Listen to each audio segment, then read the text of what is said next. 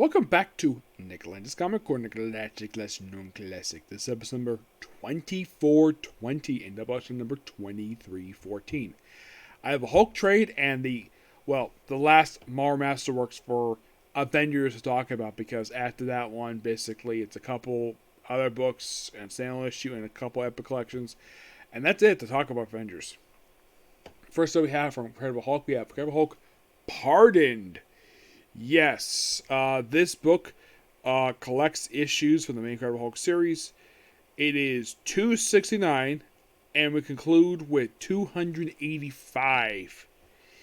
Yep. That is pretty much what we got here.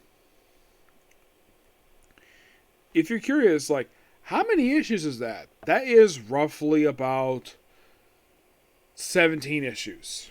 Yeah, this book is quite lengthy. Heck, even the very next trade is quite lengthy too.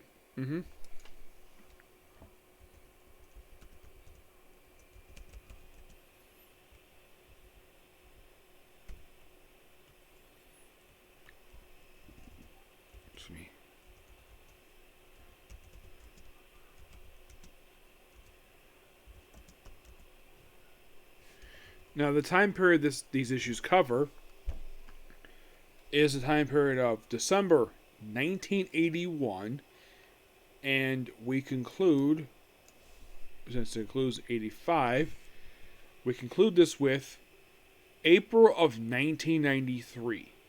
Now, in these issues, we have, in the first issue, we have debut of the Hulk Hunters, who are here for about who are basically here for issues 269, 270, 272. They are made up of the Darkcrawler, who was actually originally called Nightcrawler. Yep, that was his original name, Nightcrawler. Which, of course, basically the reason why I changed his name to avoid confusion with, of course, Kurt Wagner. Amphibian and Torgo. Amphibian made his last appearance in Tales to Astonish number 74, which came out in 1965. Yes. So, this is roughly almost 20 years since his last appearance. Darkcrawler, aka Nightcrawler, made his last appearance in Incredible Hulk 126. Which, you know what's an interesting fun fact about that book? That book was the last appearance of Doctor Strange for a year in comics. Yep. As for Torgo, his last appearance was back in Mar 2-1 number 45. Yes. Yeah, and that was actually the shortest period of time of all three of these characters. Yep. We also the first appearance of Brett. This woman who's sort of like a love interest for the Hulk, and she's around for a pretty good period of time. Yeah, she's here from 269. She's here for quite a while. She's even here she's here for all the years while I was in the trade. She's here for the entire trade. I think she misses just issues 284, 285, but she's here for a pretty good period of time. She's here pretty much as a supporting character and sort of a substitute love interest for the Hulk. Yep, and then pretty much the very next issue he fights Abomination and someone called the Galaxy Master, which this was his death. Yeah, he's an old Stan Lee character, which they said bring him back here. His last appearance part of this book was back in, before 269, was back in issue 112.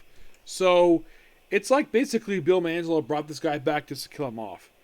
And now the hero horror hunters are basically now supporting characters and fighting Hulk. All in Abomination, his last appearance was back in Incredible Hulk 296, which was about 7 years prior to this one. And his next appearance is in 288, which I'll get to that in another review. Yep. And then 271, we have an historic issue with this one. You see, 281 is the first appearance of Rocket Raccoon. Yes, 271 is the first appearance of Rocket Raccoon. He is a Bill Mantlo character. And you're thinking, really? He made his first appearance in Incredible Hulk? Yeah, it was our Hulk's 20th anniversary, and it's Bill Mantlo okay, let's have him basically team up with because he goes to Keystone Galaxy. And here's the cover of his first appearance. And the first time we see Rocket is basically on page 2. There's Rocket for you. Yep. He's not the only one. We also see the first appearance of Walrus and Lila. Lila is Rocket's old girlfriend. Yes, his girlfriend was an otter. And they're only here for 2 issues. She's here for 2 issues, and of course they get the Rocket miniseries. Rocket himself, meanwhile, his next appearance right after this issue is actually his own solo book. And I love Hulk's reaction to this. He's like, "What? Hulk has shared his What? Hulk has to share his 20th anniversary with his puny talking animal? You got it, J. Jaws. Move over, make room for Rocket Raccoon." Oh, this is so funny. I love Rocky. He's so fun. And then the very next issue, we have the first appearance of the Wendigo. Well, one of them anyways. Yeah, this is not the original Wendigo. Oh no. I think the original name was Paul. Yeah. Paul Courier was the original Wendigo. Yeah, this is the most recent one. This is Francis Lagorte. He's here for 2 issues, and he pops up in Grand Design. Yeah, Hulk fights him for a couple appearances, and that's sadly it. We do see also return of X-Ray here. X-Ray as one of the members of the UFOs. Yep, the UFOs. Yeah, and pretty much basically, he crawls out of a hole in the issue, and then basically he does some more. And we have Hulk first, the guy called Ironclad, who last appeared. No, not that book. Ironclad, who is another member of the UFOs. Yep. Yeah, we see kind of slowly returning. We also see the first appearance of Jark Jaw, aka Blackbird.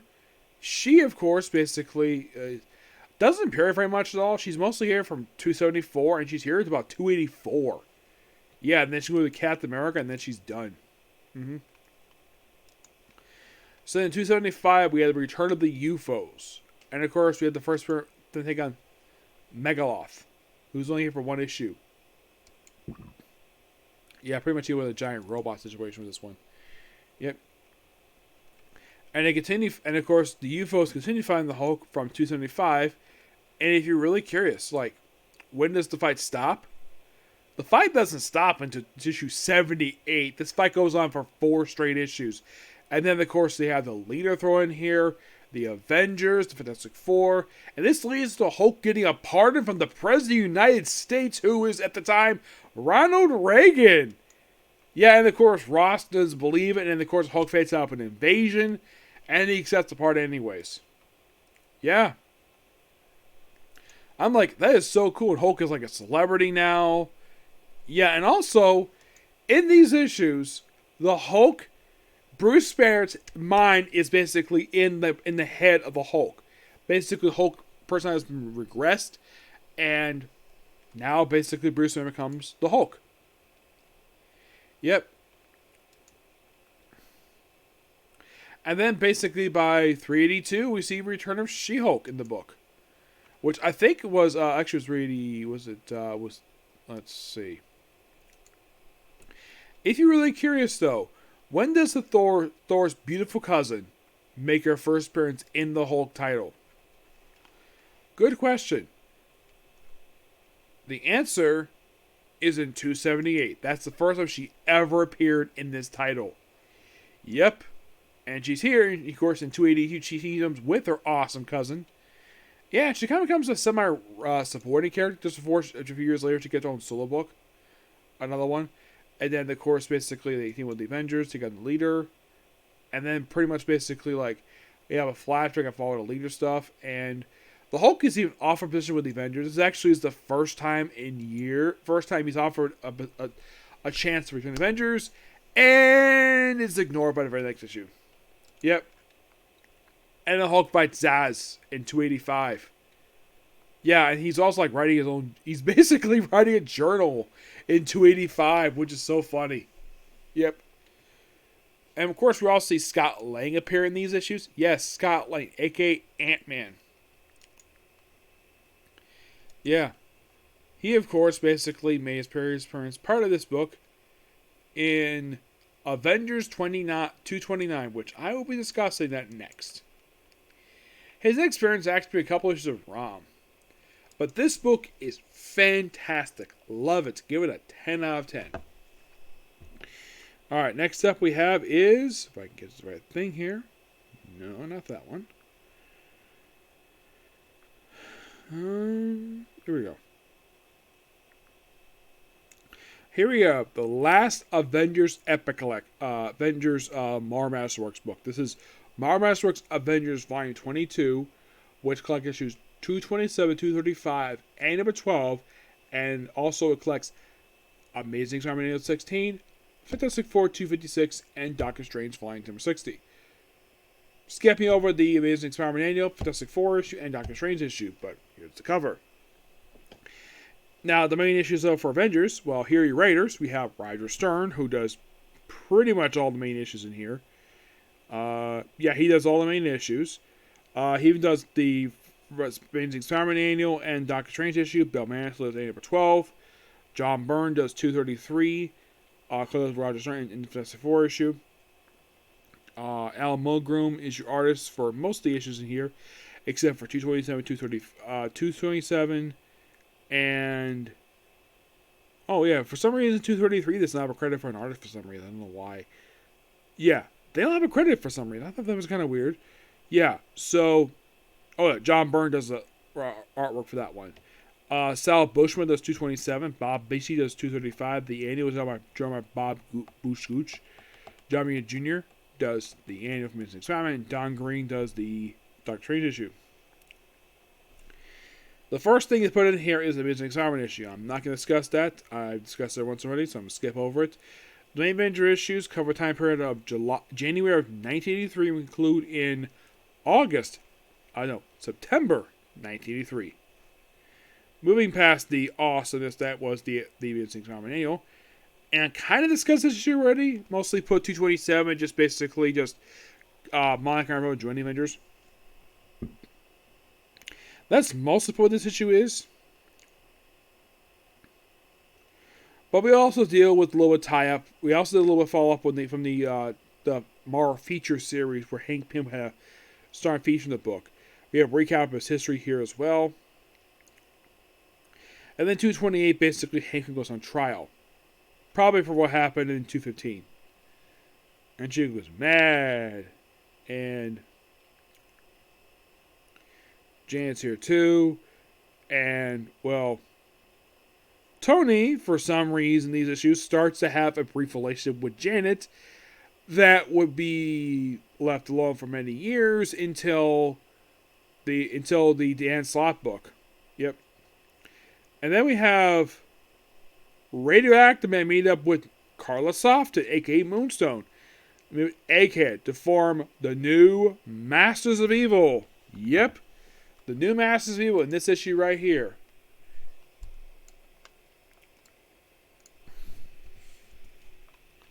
Yeah. So Thor leaves the team. So basically your new members for this team are Radioactive Man, Moonstone, Egghead, Tiger Shark, Shocker, who joins the group. Yes, Shocker, a Spider-Man villain. The Beetle, another Spider-Man villain. And Hank Pym joins the team. Yes, Hank Pym joins the group. Yep. And then the very next issue, basically, where tragedy strikes. Yes, let's talk about that issue. Yeah, 220, is it the evil of Egghead? So, yeah, Hank Pym was forced to join them, and of course, Monica Rambeau just puts on an hour outfit and basically goes out and just... And of course, they have to go deal with rescuing Hank Pym.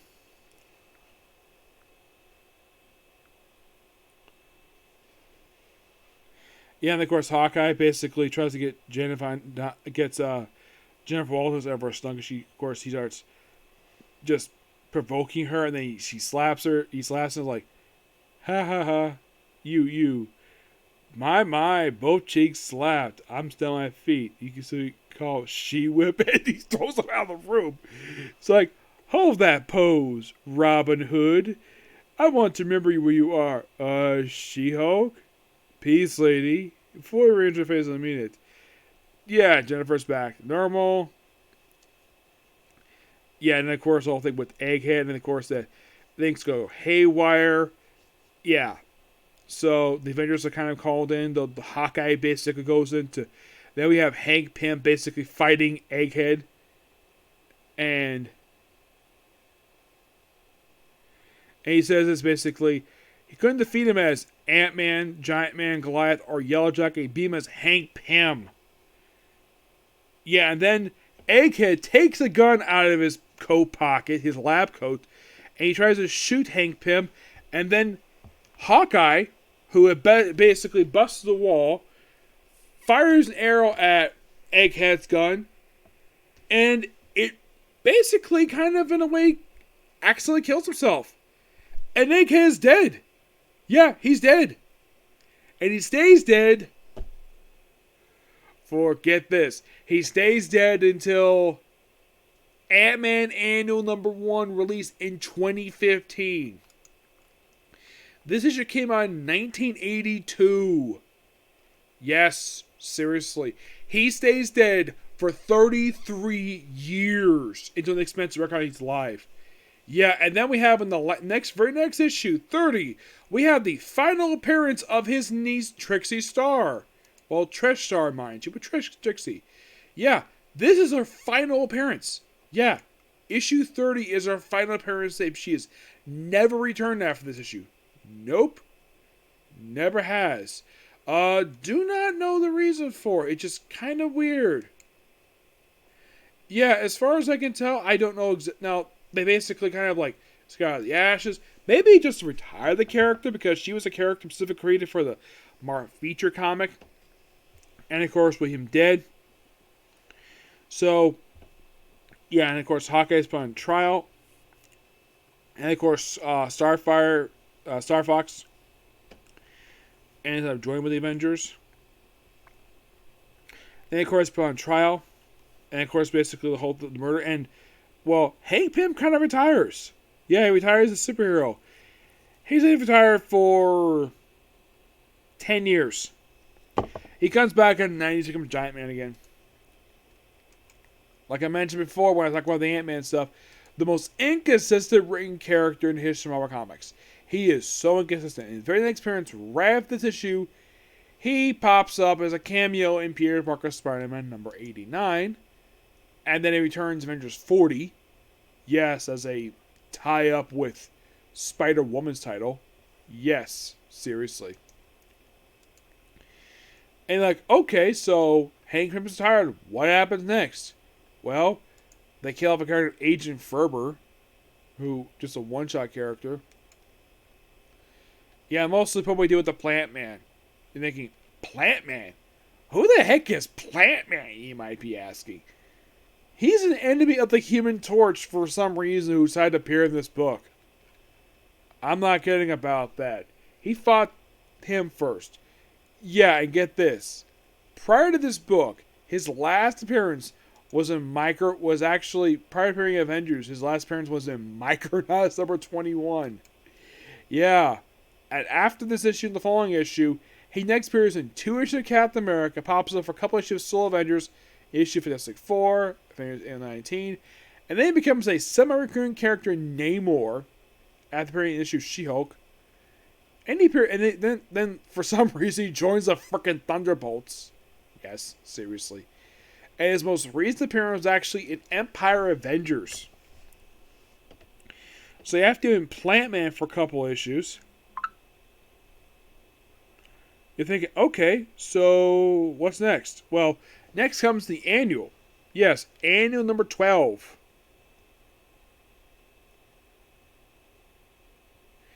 Yeah, where just basically the Avengers with the Fantastic Four. With Henry Peter, I think it's Henry Peter Gyrick in this annual. Yes, I believe it is.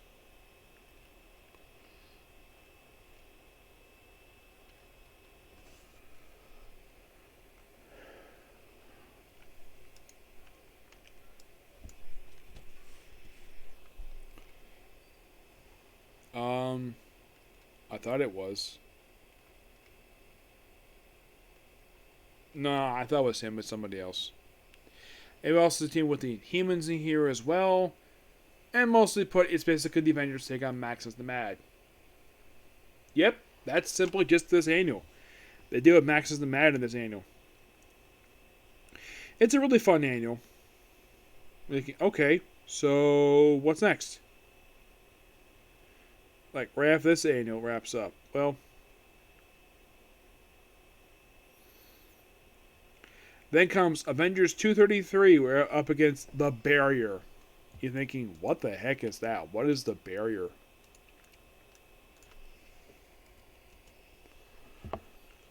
Yeah, it's basically them take on Nihilus. Yes, seriously, take on Nihilus in 233. In 234, they deal with, well, Chthon. Yes. And Thor leaves the team once again. And then 235, Scarlet Witch rejoins the roster and they take on the Wizard. Yes. Fantastic Four villain, the Wizard. Which is so awesome. I love it. Yep. And, well, you're probably thinking, okay, so is there anything else? Well, next comes Fantastic Four 256, which I've already discussed already. Yeah, it's kind of weird that this is just here after I just discussed it. As for Doctor Strange's issue, that's mostly with Darkhold. That's mostly what it's there for. Mm-hmm. Oh, excuse me. Yes. Yeah, take on the Wizard. That was interesting. Yep. And that's it. Yep. Yeah. Absolute great Marvel Masterworks. I get this book roughly a 10 out of 10. Really fun. Okay, so that's a good view. I thought I have time to do a comic corner, but don't have more time to do it tonight. So do it tomorrow. And that was Spider-Man. That was what I was planning to do. So do it tomorrow. Okay? Next video. Bye.